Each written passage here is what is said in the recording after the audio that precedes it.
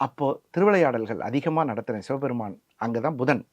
அந்த பிட்டுக்கு மண் சுமந்த இடம். பாண்டியன் அப்படிங்கிறது வந்து புதனை தான் நம்ம எடுத்துக்கிறோம். ஸோ இந்த மாதிரி புதன் சனி காம்பினேஷன், சனி புதன் காம்பினேஷனுக்கு அற்புதமான கோயில்.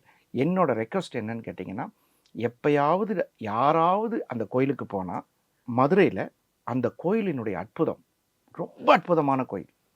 அந்த கோயிலுக்கு போகும்போது கண்டிப்பாக அந்த கோவிலில் ஒரு முறை இருக்குது. என்ன முறை அப்படின்னு கேட்டிங்கன்னா, திருமணம் ஆகாதவர்கள் இருக்காங்க இல்லையா, அவர்கள் அந்த சுவாமிக்கு நடக்கிற ராக்கால பூஜைன்னு சொல்லுவாங்க. அந்த பூஜை பார்க்குறது, அதாவது பள்ளி அறை பூஜைன்னு இருக்குது. அதை பார்த்து திருமணம் ஆகாத நபர்களே கிடையாது. அது ஒரு அருமையான தோஷ நிவர்த்தி. அதனால் யாருக்கெல்லாம் வாய்ப்பு கிடைக்குதோ, திருமணம் ஆகாமல் சனி புதன் காம்பினேஷன் இந்த பரிகாரத்தில் உங்களுக்கு திருமணஞ்சேரி போய் கல்யாணம் ஆச்சா நானும் திருமணஞ்சேரி போகிறேன், உனக்கு திருவெண்காடு போய் கல்யாணம் ஆச்சா நானும் திருவெண்காடு, அப்படி போகக்கூடாது. உனக்கு என்ன காம்பினேஷன்? இந்த குமுதம் ஜோதிடம்ங்கிற ஒரு அற்புதமான இந்த டிவியில் எப்படி நீங்கள் கேள்வி கேட்குறீங்க பாருங்கள்.